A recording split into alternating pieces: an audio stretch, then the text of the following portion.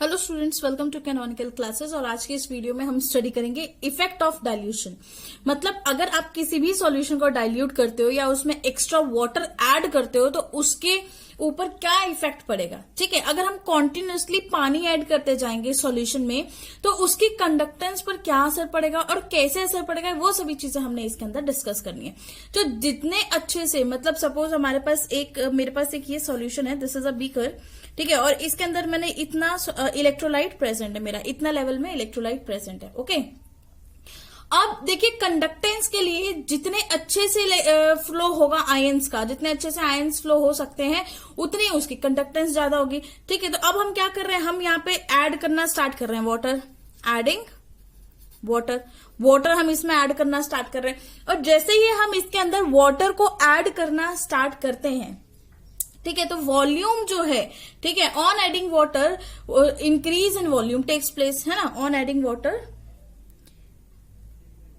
हम ऐसे लिखते थे, we are adding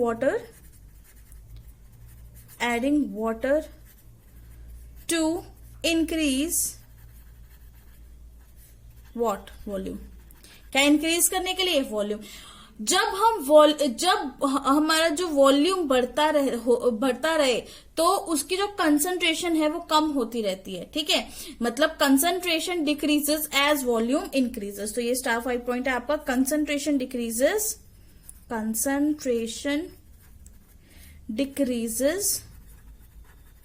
as volume increases.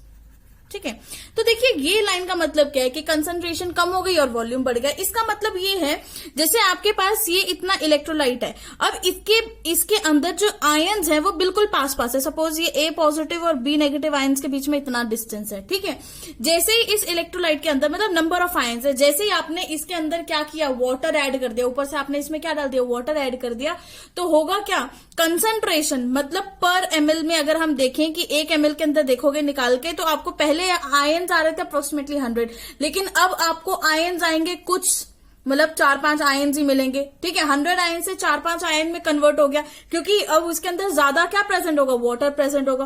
तो डिल्यूशन इंक्रीज करेगी और कंसंट्रेशन डिक्रीज करेगी, है ना।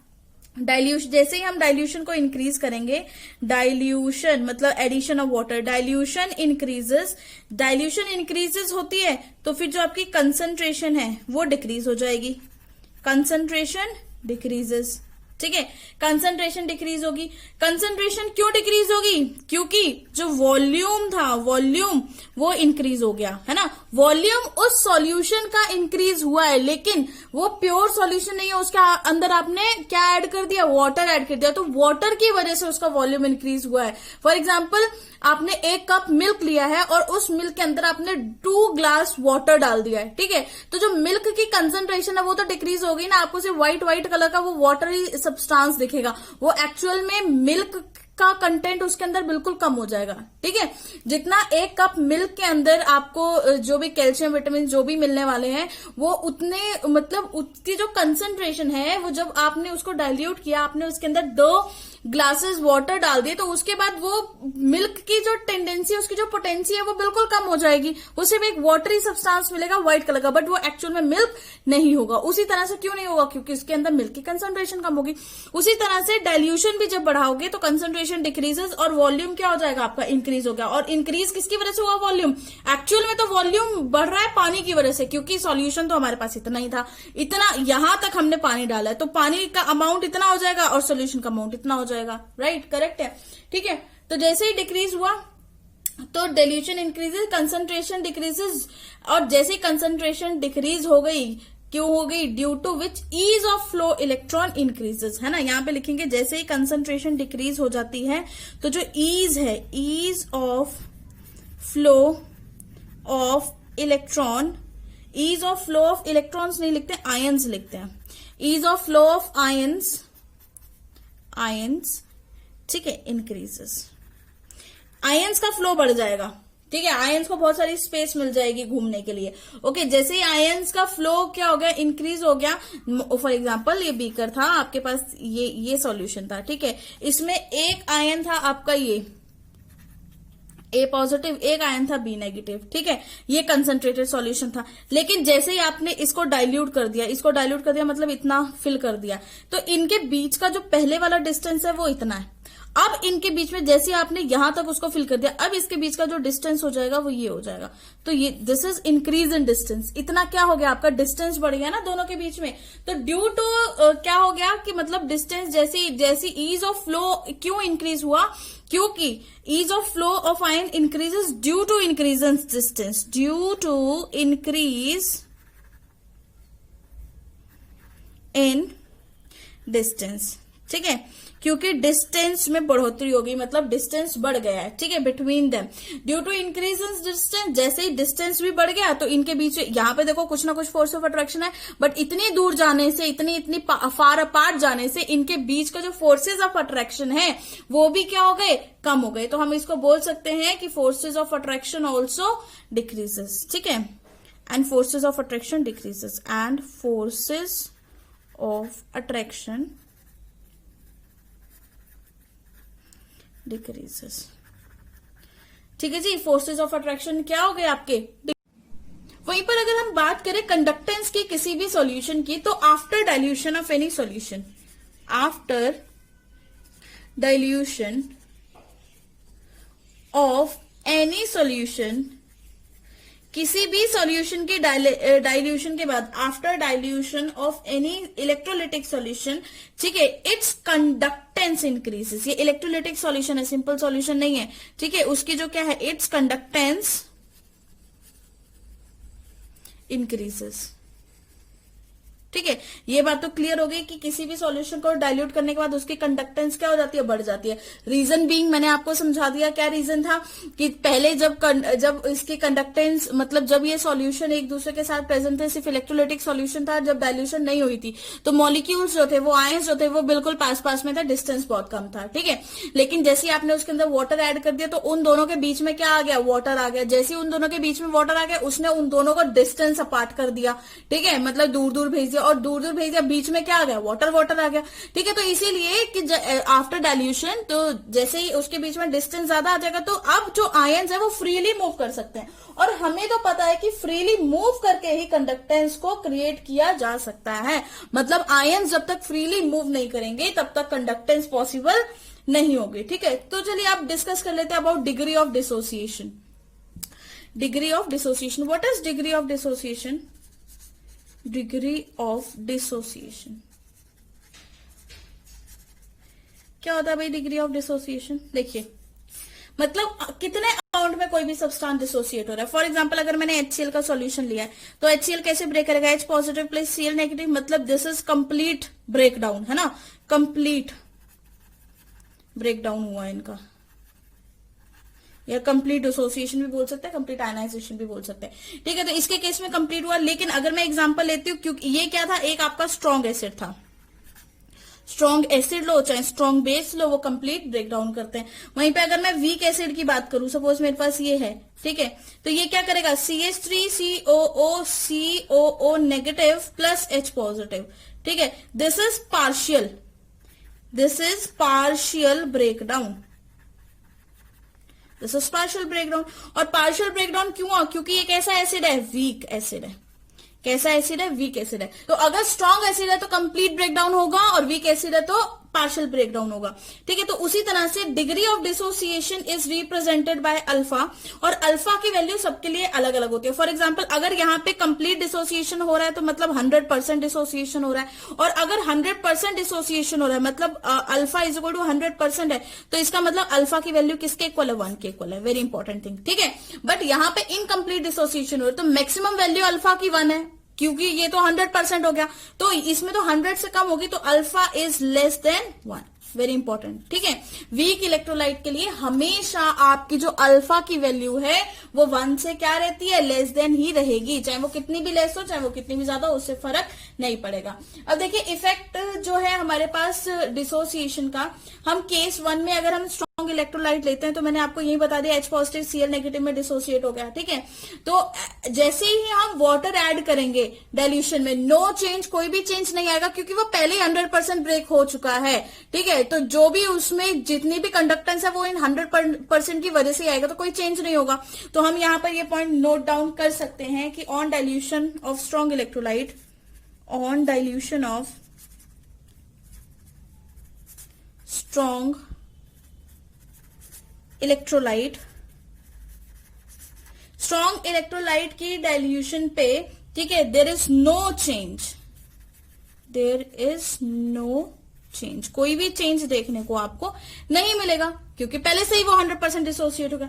लेकिन जैसे ही हम वीक इलेक्ट्रोलाइट के डिसोसिएशन करेंगे, ठीक है, यहां पर तो पार्शियल डिसोसिएशन हुई है, तो जैसे जैसे हम वीक इलेक्ट्रोलाइट में पानी डालते हैं उसकी डिग्री ऑफ डिसोसिएशन बढ़ने लग जाती है। ये बात बहुत इंपॉर्टेंट है। मतलब पहले तो degree of dissociation is less than 1, लेकिन जैसे ही आप इस सॉल्यूशन के अंदर वाटर ऐड करना स्टार्ट कर दोगे, इसकी डिग्री ऑफ डिसोसिएशन इंक्रीज करने लग जाती है और एक टाइम ऐसा आता है जब वो इज इक्वल टू 1 हो जाती है, अप्रोक्सीमेटली 1 के इक्वल हो जाती है, और उस पॉइंट को बोलते हैं इनफाइनाइट डाइल्यूशन। मतलब इतना ज्यादा पानी आपने ऐड कर दिया, इतना ज्यादा कि वीक भी स्ट्रॉन्ग में कन्वर्ट हो गया, ठीक है। और वीक एक्चुअल में स्ट्रॉन्ग में कन्वर्ट हो सकता है अगर हम उसकी इनफाइनाइट डाइल्यूशन कर दें। तो ये कौन एक्सप्लेन करता है? इसके लिए एक नया लॉ है, दैट इज ऑसवर्ड लॉ। इसको हम एक लॉ से एक्सप्लेन करते हैं और उस लॉ का नाम है Ostwald law, Ostwald law. Ostwald जी क्या बोलते हैं? फॉर अ वीक इलेक्ट्रोलाइट, ये सिर्फ वीक इलेक्ट्रोलाइट के लिए बात करते हैं, ठीक है, फॉर वीक इलेक्ट्रोलाइट। ये किसके लिए बात करते हैं? वीक इलेक्ट्रोलाइट के लिए बात करेंगे कि वीक इलेक्ट्रोलाइट के लिए अगर हम वीक इलेक्ट्रोलाइट में डाइल्यूशन करते हैं eight infinite dilution, concentration decrease हो जाएगी, डाइल्यूशन इंक्रीज होगी और डिग्री ऑफ डिसोसिएशन भी क्या हो जाएगी? इंक्रीज होगी। तो इसको ऐसे लिख लेते हैं, कंसंट्रेशन डिक्रीज होगी, ठीक है, डाइल्यूशन इंक्रीज होगी। वैसे पहले डाइल्यूशन लिखना, चलो आप अपने अकॉर्डिंग लिख लेना, ठीक है। एंड अल्फा मतलब डिग्री ऑफ डिसोसिएशन भी क्या हो जाएगी? बढ़ जाएगी। अगर आपने वीक इलेक्ट्रोलाइट लिया eight infinite dilution, eight infinite dilution, infinite dilution पे क्या होगा? Concentration decrease, dilution increase and alpha degree of dissociation also increases. और देखिए सपोज आपके पास ये वीक इलेक्ट्रोलाइट है, CH3COH, CH3CO negative plus H positive में ब्रेक डाउन हुआ, ठीक है। तो मान लेते हैं कि at time is equal to 0, 0 time के ऊपर इसकी जो टोटल कंसंट्रेशन वॉज C, है ना, और ये प्रोडक्ट तो बना ही नहीं, तो प्रोडक्ट क्या हो गया? 0 हो गया।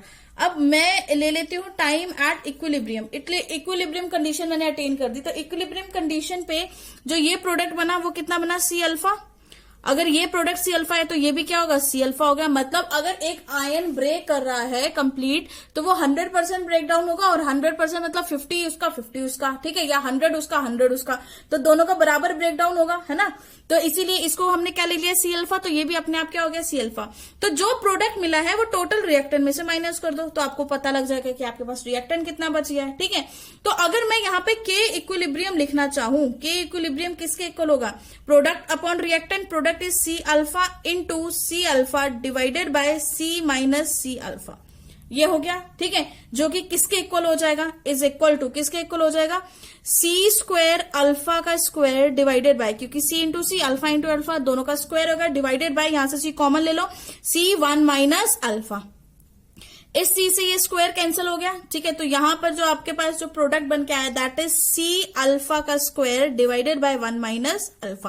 अब देखिए क्योंकि यहां पर K is very very less, K की वैल्यू क्यों है? क्योंकि इतनी बड़ी टर्म से हम उसको, क्योंकि इस टर्म से हम उसको डिवाइड कर रहे हैं, तो K की वैल्यू बहुत बहुत लेस आने वाली है ना। K is very very less, very very less, ठीक है। तो अप्रोक्सीमेटली हम 1 माइनस अल्फा को अप्रोक्सीमेटली क्या ले लेते हैं? 1 ले लेते हैं। वो इतना छोटा है कि हमने उसको क्या मान लिया? हमने उसको मान लिया 1 minus alpha is equal to 1, हमने उसको 1 ले लिया, ठीक है। तो अब इसकी वैल्यूज पुट करो जरा, यहां पर इसकी वैल्यूज करो, तो K किसके इक्वल हो जाएगा? C अल्फा स्क्वायर के अपॉन 1, ठीक है। तो K is equal to C alpha square, यही होगा। अब यहां से अल्फा C को इसके नीचे लेके जाओ तो अल्फा स्क्वायर, ये क्या हो जाएगा? Alpha square is equal to C upon K upon C, क्या हो जाएगा, K अपॉन C, क्योंकि ये वाला C इसके नीचे जाने वाला है, तो K को एज इट इज ऊपर रखोगे और नीचे C लगा दिया, ठीक है। तो अल्फा किसके इक्वल है, alpha is equal to under root K upon C, जो स्क्वायर है वो वहां जाके अंडर रूट में चेंज हो जाता है ना, तो क्या हो गया अंडर रूट क्या हो गया K अपॉन C, मतलब जैसे ही कंसंट्रेशन इंक्रीज हो रही है डिग्री ऑफ डिसोसिएशन क्या हो रहा है आपका, डिक्रीज हो रहा है, ठीक है। मतलब कंसंट्रेशन डिक्रीज होगी तो डिग्री ऑफ डिसोसिएशन इंक्रीज होगा, वाइस वर्सा, एक दूसरे पे इस तरह से डिपेंड कर रहे हैं, जो कि वेरी वेरी इंपॉर्टेंट, ठीक है। तो यहां से आपके पास अल्फा की वैल्यू आ गई, और ये न्यूमेरिकल पॉइंट ऑफ व्यू से ये वैल्यू बहुत ज्यादा इंपॉर्टेंट है, okay. Most of the numericals जो आएंगे वो आपको यहां से इस टॉपिक में से यहां से आ सकते हैं, क्लियर है। Now let us discuss effect of dilution on conductance, कि कंडक्टेंस के ऊपर डाइल्यूशन का क्या इफेक्ट होगा, या हम बोलें कि कंडक्टिविटी के ऊपर। एक्चुअल में तो हम यहां पर कंडक्टिविटी भी डिस्कस करेंगे, कंडक्टिविटी, ठीक है। तो कंडक्टिविटी के ऊपर इसका क्या इफेक्ट होगा वो भी हम यहाँ पर डिस्कस करेंगे। तो suppose we have a container, हमने फिर से एक कंटेनर लिया और इस कंटेनर के अंदर ये जो सॉल्यूशन है, सपोज करो ये 1 ml है, ठीक है। 1 ml इलेक्ट्रोलाइटिक सॉल्यूशन आपने यहाँ पे डाला, जैसे आपने यहाँ पे 1 ml इलेक्ट्रोलाइटिक सॉल्यूशन डाला तो इसका मतलब जो हमारे पास कप्पा होता है, ठीक है, जो कंडक्टिविटी होती है वो होता है क्या, पर ml कंडक्टेंस, है ना। क्या बोलते हैं हम उसको, पर ml कंडक्टेंस। और कंडक्टेंस आपकी आयंस के ऊपर डिपेंड करेगी, जितने ज्यादा आयंस उतनी ज्यादा कंडक्टेंस। तो अगर हम इसके अंदर डाइल्यूट कर देते हैं सॉल्यूशन को, 1 ml को हम बहुत ज्यादा बना देते हैं, तो हो क्या रहा है, अगर हमने डाइल्यूशन कर दिया तो आयंस पर ml तो डिक्रीज हो जाएंगे कि नहीं। सपोज यहाँ पे टोटल नंबर ऑफ आयंस आपके पास है 100, सपोज करिए टोटल नंबर ऑफ आयंस क्या है 100, 1 ml के अंदर 100 आयंस हैं, ठीक है। अब आपने इसको सॉल्यूशन को बना दिया 10 ml, कितना बना दिया 10 ml। 10 ml अगर आपने सॉल्यूशन बना दिया, मतलब इसको फुल ऊपर तक फुल कर दिया तो उसके अंदर भी आयंस कितने होंगे, 100 होंगे। तो कंसंट्रेशन किसकी ज्यादा, 1 ml में 100 आयंस की कंसंट्रेशन ज्यादा या 10 ml में, ऑब्वियस सी बात है 1 ml में, ठीक है। 1 ml में 100 आयंस मतलब बहुत सारे आयंस, और 10 ml में 100 आयन, इससे कंपेयर किया तो बहुत ज्यादा कम आयंस हो गए। तो इसका मतलब अगर हमने डिल्यूशन कर दिया तो आयंस पर ml डिक्रीज हो गए, आयंस क्या हो गए, पर ml डिक्रीज हो गए। तो हमें पता है कि पर ml कंडक्टेंस को ही तो कप्पा बोलते हैं। अगर आयंस पर ml डिक्रीज होगी तो पर ml कंडक्टेंस भी क्या हो जाएगी, कम हो जाएगी। 1 ml की कंडक्टेंस अगर आ रही है आपकी तो 10 ml की कंडक्टेंस तो 1 से ज्यादा आनी चाहिए, बट ऐसा नहीं है ना। ऐसा मतलब आपके पास जो कंडक्टिविटी की वैल्यू है 1 ml की जो आ रही है वो ज्यादा आ रही है, कंडक्टिविटी की वैल्यू आपकी 10 ml की तो और भी ज्यादा आनी चाहिए, बट ऐसा पॉसिबल नहीं होता, ऐसा देखने को नहीं मिला। क्या देखने को मिला कि जैसे ही आपने डाइल्यूशन कर दी तो कप्पा की वैल्यू डिक्रीज हो जाएगी, कप्पा क्या हो जाएगा, डिक्रीजेस। और कप्पा क्यों डिक्रीज हो गया, क्योंकि पर ml कंडक्टेंस क्या हो गई, डिक्रीजेस, है ना। ब्रैकेट में लिख रही हूं मैं यहाँ पे, पर ml कंडक्टेंस डिक्रीजेस। जैसे ही आपकी पर ml, हर ml में कंडक्टेंस डिक्रीज होगी, आपके कप्पा की वैल्यू डिक्रीज होगी। अब देखिए मुझे पता है कि जो मेरी मोलर कंडक्टिविटी है cap m is equal to kappa into volume of molarity, ठीक है। मोलैरिटी का वॉल्यूम लेते हैं तो मोलैरिटी क्या होती है, आपके पास फॉर्मूला क्या था, कप्पा इंटू 1000 अपॉन मोलैरिटी, है ना, मोलर वॉल्यूम जो था, ओके। और अगर हम इक्विवेलेंट की बात करें तो cap equivalent is equal to kappa into volume of equivalent, मतलब 1000 अपॉन m, और ये क्या n, कैपिटल N, और ये 1000 अपॉन m होगा, राइट, क्योंकि ये मोलैरिटी और ये हम नॉर्मेलिटी के केस में लेते हैं। तो अब ये दोनों तो मेरे पास फॉर्मूले थे, मुझे पता था। अब यहां पर देखो, अगर आपका कप्पा डिक्रीज हो रहा है लेकिन वॉल्यूम इंक्रीज हो रहा है, तो यहां पर जो मेन चीज आपको ध्यान देनी है वो यहां पर ये है कि जैसे ही आपने डाइल्यूट किया, डाइल्यूशन आपने बढ़ा दी, डाइल्यूशन आपकी बढ़ गई, ठीक है, तो वॉल्यूम भी बढ़ जाएगा, ये तो ऑब्वियस सी बात है, वॉल्यूम बढ़ेगा। लेकिन जो कप्पा की वैल्यू है वो क्या हो जाएगी, डिक्रीजेस, कप्पा क्या हो जाएगा, डिक्रीज होगा। अब यहां पे जो बहुत इंपॉर्टेंट चीज वो ये है कि जो वो इंक्रीज इन वॉल्यूम है एक्सपेरिमेंटली फाइंड किया गया, एक्सपेरिमेंटली हमने ये फाइंड किया कि जो इंक्रीज इन वॉल्यूम है, ठीक है, इट इज मोर इफेक्टिव, वो ज्यादा है, बहुत ही ज्यादा अच्छे से इंक्रीज हो रहा है। लेकिन ये देखा गया, ठीक है, नॉट सो सो इफेक्टिव। मतलब क्या है इफेक्टिव होने का? यहां पर देखिए, अगर आप डाइल्यूट कर रहे हो तो वॉल्यूम तो बहुत तेजी से बढ़ रहा है, लेकिन उसकी जो कंडक्टिविटी है, ठीक है, वो बहुत तेजी से कम नहीं हो रही है, वो धीरे धीरे डिक्रीज कर रही है। मतलब इंक्रीज इन वॉल्यूम बहुत ज्यादा है, बट डिक्रीज इन कंडक्टिविटी बहुत ज्यादा स्लो है। तो यहां से अगर मैं देखूं कि कंडक्टिविटी कम हो रही है लेकिन वॉल्यूम बढ़ रहा है, वॉल्यूम तो तेजी से बढ़ रहा है, तो कम और ज्यादा में विनर कौन है? वॉल्यूम ही तो विनर है, क्योंकि इसकी स्पीड ज्यादा है। तो इसलिए मोलर कंडक्टिविटी किस पर डिपेंड करेगी? वॉल्यूम पे। तो हम यहां से ये कह सकते हैं, हेंस मैं यहां से ये बोल सकते हैं, हेंस जो molar conductivity and equivalent conductivity, molar conductivity and equivalent conductivity both, दोनों ही क्या करेंगे? इंक्रीजेस। दोनों ही क्या कर रहे हैं? इंक्रीज कर रहे हैं, जो कि बहुत इंपॉर्टेंट पॉइंट है। ठीक है, तो अगर मैं एक कंक्लूजन निकालूं, नटशेल हम लिखें, तो नटशेल हम क्या बोल सकते हैं कि ऑन डाइल्यूशन होने पर, ऑन डाइल्यूशन आपकी जो first point that is conductance, conductance क्या हो रहा है?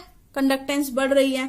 ठीक है, second is conductivity that is kappa, kappa क्या हो रहा है? डिक्रीज हो रहा है। ठीक है, molar conductivity and equivalent conductance जो है वो भी आपकी क्या हो रही है? इंक्रीज हो रही है। ठीक है, and degree of dissociation of weak electrolyte, very important, degree of alpha of weak electrolyte, weak electrolyte,